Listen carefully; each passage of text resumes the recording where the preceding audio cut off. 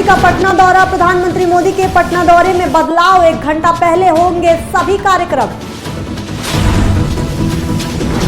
नीति आयोग की नीति पर बिहार सरकार को ऐतराज। मंत्री विजय चौधरी ने नीति आयोग पर साधा निशाना। हरित आवरण बढ़ाने के बावजूद बिहार को हिस्सेदारी नहीं। केंद्रीय मंत्री ललन सिंह का जोरदार प्रदर्शन। प्रधानमंत्री की जनसभा में पहुंचने की अपील। ललन सिंह ने राहुल गांधी पर साधा निशाना। समस्तीपुर में पुलिस की बड़ी लापरवाही। समस्तीपुर कोर्ट से 5 कैदी फरार। अनिल ज्वेलर्स लूटकांड का आरोपी भी शामिल। नमस्कार, आज की खबर देख रहे हैं आप। मैं हूं आपके साथ यशस्वी पाठक। आइए दिखाते हैं आपको बिहार की अहम खबरें। प्रधानमंत्री नरेंद्र मोदी का कल पटना में अपने निर्धारित कार्यक्रम से 1 घंटा पहले पहुंचेंगे। उनके कार्यक्रम में बदलाव किया गया है, जिसके अनुसार पटना एयरपोर्ट के नए टर्मिनल का उद्घाटन अब शाम 4:30 बजे होगा, जो पहले शाम 5:30 बजे निर्धारित हुआ था। प्रधानमंत्री के सभी कार्यक्रम अब 1 घंटे पहले होंगे। इस दौरान पटना में उनका रोड शो भी प्रस्तावित है, जिसके लिए ट्रैफिक व्यवस्था में बदलाव किया गया है। शाम 4 बजे से 8 बजे तक एयरपोर्ट से बीजेपी कार्यालय तक के रूट पर विशेष व्यवस्था लागू रहेगी। माननीय प्रधानमंत्री श्री नरेंद्र मोदी जी का 29 तारीख यानी कल शाम में 5:30 बजे एयरपोर्ट टर्मिनल का उद्घाटन पहले से निर्धारित था। अब वो 1 घंटा पहले पहुंच रहे हैं और कल का सभी कार्यक्रम अब 1 घंटा पहले होगा, यानी प्रीपाउंड हो गया है। और इस तरह करके बीजेपी कार्यालय में भी अब वो 5:30 बजे के आसपास ही आ जाएंगे। नहीं, 1 घंटा पहले उनका कार्यक्रम 1 घंटा पहले तय हुआ है। जहां से उनको आना था वहां से 1 घंटा पहले हो सकता है कि चलेंगे, तो 1 घंटा पहले कार्यक्रम हो गया है। तो सभी कार्यक्रम कल 1 घंटा पहले से उनका शुरू होगा।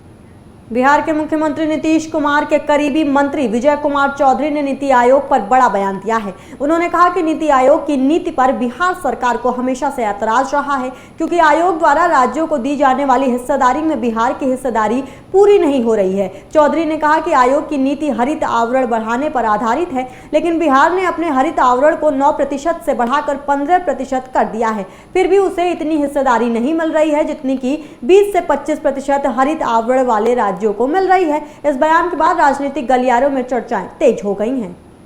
नीति आयोग की बैठक में तो जो बिहार का शुरू से मानना है कि एक तो पैसा जो मैंने केंद्रीय करों में केंद्र और राज्य का हिस्सा बंटता है, और फिर जो राज्य का हिस्सा मिलता है उसमें अलग अलग राज्यों का कितना हिस्सा उसमें बनता है, इसके जो पैमाने हैं, जो पैरामीटर्स, उसमें हम लोग शुरू से संशोधन चाहते हैं। अभी भी जैसे कि बात हुई थी वित्त मंत्री जो उप मुख्यमंत्री भी, उन्होंने भी रखा है कि जैसे अब वन क्षेत्र या हरित आच्छादन, जिसको ग्रीन कवरेज हो, अगर उसके बारे में वेटेज देना है, जैसे उसमें है कि जो लोग जितना ग्रीनरी बढ़ाएंगे उनको उतना अधिक उसका अंक मिलेगा, मैंने उनका अधिक हिस्सा बढ़ेगा। केंद्रीय पंचायती राज्य मंत्री ललन सिंह ने कैमूर में एनडीए कार्यकर्ताओं के साथ बैठक की और प्रधानमंत्री नरेंद्र मोदी की 30 मई को रोहतास के विक्रमगंज में होने वाली जनसभा में शामिल होने के लिए लोगों से अपील की। इस दौरान उन्होंने कांग्रेस नेता राहुल गांधी पर निशाना साधते हुए कहा कि महादलित बस्ती में बैठकर फोटो खिंचाने और सोशल मीडिया पर डालने से कोई जन नेता नहीं बनता। ललन सिंह ने कहा कि काम करने वाले अपनी बड़ाई खुद नहीं करते, बल्कि जो काम नहीं करते वो ही अपनी बढ़ाई करते हैं और झूठ की पीठ थपथपाते हैं। उन्होंने कहा कि प्रधानमंत्री मोदी का विक्रमगंज आगमन महत्वपूर्ण है, क्योंकि उन्होंने बिहार की धरती से आतंकियों के खिलाफ ऑपरेशन सिंदूर का संदेश दिया था। ललन सिंह ने लोगों से अपील की कि वो ज्यादा से ज्यादा संख्या में प्रधानमंत्री की जनसभा में पहुंचे। विक्रमगंज में देश के यशस्वी प्रधानमंत्री नरेंद्र मोदी जी अवतरे, अब बिहार के नेता आदरणीय नीतीश कुमार जी अवतरे। तो वो मीटिंग में पूरा कैमूर जिला के बाले बच्चे पहुंचे के बाद विकसित राष्ट्र के रूप में खड़े हो जाएंगे और अमेरिका और रूस के बराबरी में खड़ा होकर हम अपना सीना। अभी आपने देखा सब कभी बन गए। अभी आपने देखा ऑपरेशन सिंदूर के दौरान आप समस्तीपुर कोर्ट कैंपस से बुधवार को पेशी के दौरान 5 कैदी फरार हो गए, जिनमें से एक को मौके पर ही पकड़ लिया गया। फरार होने वालों में अनिल ज्वेलर्स लूटकांड का आरोपी राजनंदन उर्फ छोटू उर्फ हंटर और सराय जन थाने में आधे दर्जन लूटकांड समेत अन्य मामलों में आरोपी अरविंद सहनी, मनीष कुमार और मंजीत कुमार शामिल हैं। पुलिस ने तुरंत कार्रवाई करते हुए एक कैदी नागेंद्र कुमार को दबोच लिया, जबकि अन्य 4 कैदी पुलिस की पकड़ से बाहर निकल गए। घटना के बाद पुलिस महकमे में हड़कंप मच गया है और सदर डीएसपी संजय पांडे ने अपनी टीम के साथ जुट गए हैं। सभी थानों को अलर्ट कर दिया गया है और फरार कैदियों की गिरफ्तारी के लिए छापेमारी की जा रही है। लापरवाही बरतने वाले पुलिसकर्मियों पर कार्रवाई की भी संभावना है। आज माननीय न्यायालय में कैदियों के उपस्थापन के लिए कैदी को लाया गया था। इसी क्रम में एक राजनंदन है जो कैदी है, यहाँ पर आर्मसेट का आज उसका पेशी था सीजीएम साहब के यहाँ। वहाँ से पेशी करके जैसे ही कोर्ट हाजत में उसको अंदर बंद किया जा रहा था, उसी क्रम में हाजत के अंदर में से 4 लड़के धक्का दे करके बाहर निकले और आगे उसमें से एक कैदी को पकड़ा गया है और बाकी 4 कैदी फरार हो गए हैं। उसमें से 3 कैदी जो है सरायरंजन थाना कांड संख्या 113/24 के लूट कांड के अभियुक्त रहे हैं, जो वैशाली जिला और मुजफ्फरपुर जिला के रहने वाले थे। अभी कांड दर्ज कर करके उनके गिरफ्तारी का प्रयास किया जा रहा है और जो एक कैदी और भागने का प्रयास किए जिनको पकड़ लिया गया है पुलिस के द्वारा, उनके विरुद्ध भी कांड दर्ज किया। भागलपुर में कांग्रेस पार्टी ने जवाहरलाल नेहरू की पुण्यतिथि पर उन्हें श्रद्धांजलि दी। विधायक अजीत शर्मा के नेतृत्व में आयोजित स्मृति समारोह में कांग्रेस कार्यकर्ताओं ने नेहरू के चित्र पर पुष्पांजलि अर्पित कर उन्हें श्रद्धांजलि दी। अजीत शर्मा ने नेहरू के योगदान को याद करते हुए कहा कि उन्होंने 18 वर्षों तक जेल में रहकर भारत की आज़ादी के लिए संघर्ष किया और आधुनिक भारत के निर्माण में महत्वपूर्ण भूमिका निभाई। नेहरू की लिखी पुस्तकें दुनिया भर के विश्वविद्यालयों में पढ़ाई जाती हैं। साथ ही अजीत शर्मा ने वर्तमान सरकार पर नेहरू के योगदान को गलत तरीके से पेश करने का आरोप लगाया। पंडित जवाहरलाल नेहरू के बारे में कुछ भी कहना सूरज को आईना दिखाने के बराबर है। इन्होंने देश को, भारतवर्ष को आज़ाद कराने से लिए जो भी कुर्बानियां दी उन्होंने सब लोग जानते हैं। आज जो भारतवर्ष आज़ाद है ये पंडित जवाहरलाल नेहरू और उनके सहयोगियों के द्वारा किया गया है। और आपको बता दें, जो भारतवर्ष आज इतना आगे बढ़ा है यह देन है तो पंडित जवाहरलाल नेहरू और उनके सहयोगियों का। आज उनकी पुण्यतिथि के अवसर पर मैं उनको श्रद्धांजलि अर्पित करता हूं।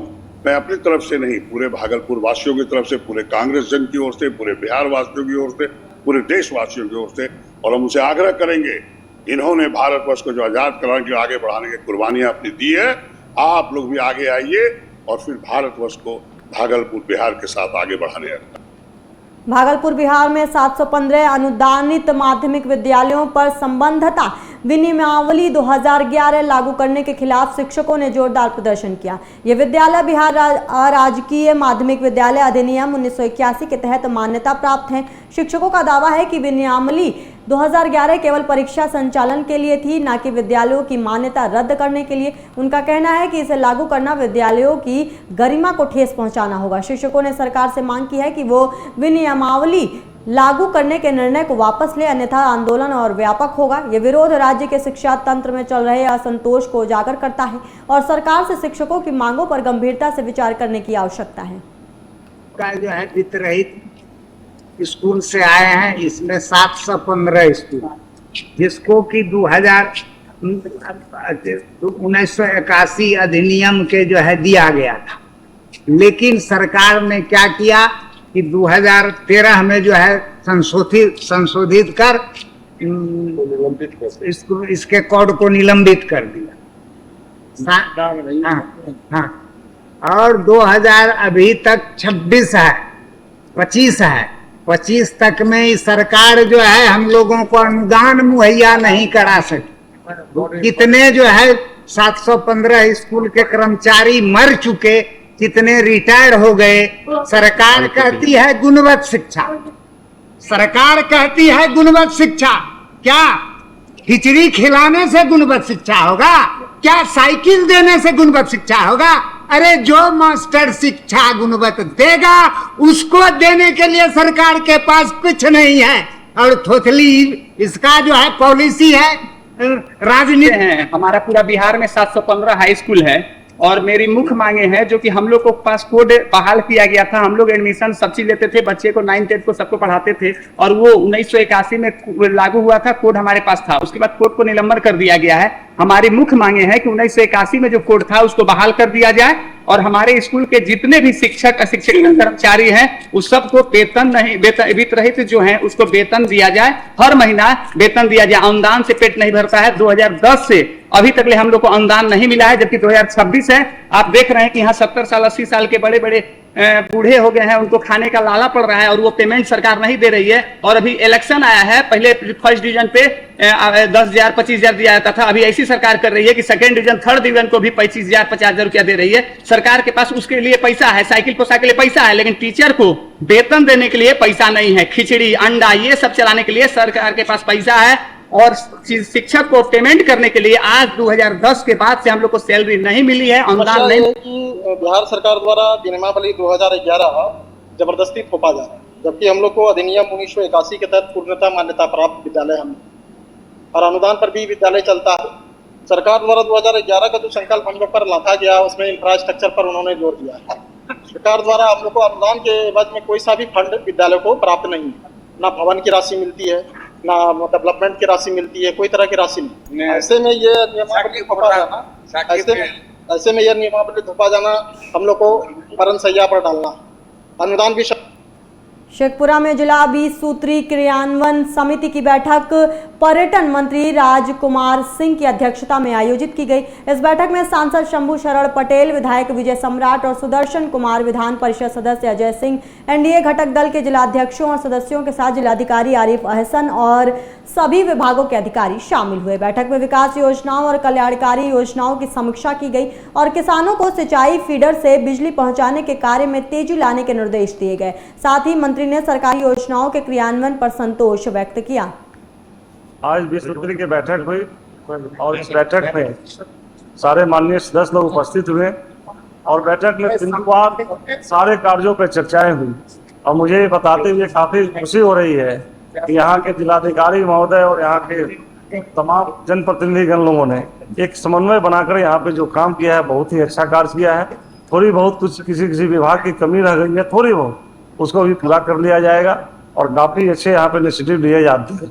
छोटा जिला होने के बाद भी यहाँ पे कार्य काफी अच्छी प्रगति पे है। मैं आज इस बैठक से मैं काफी संतुष्ट हूँ और आगे आने वाले समय में और भी जो थोड़ी बहुत कमियां हैं उसको सुधार कर दी जाए। बिहार की अहम खबरों में बस इतना ही। बाकी के अहम खबरों के लिए आप देखते रहिए आज की खबर।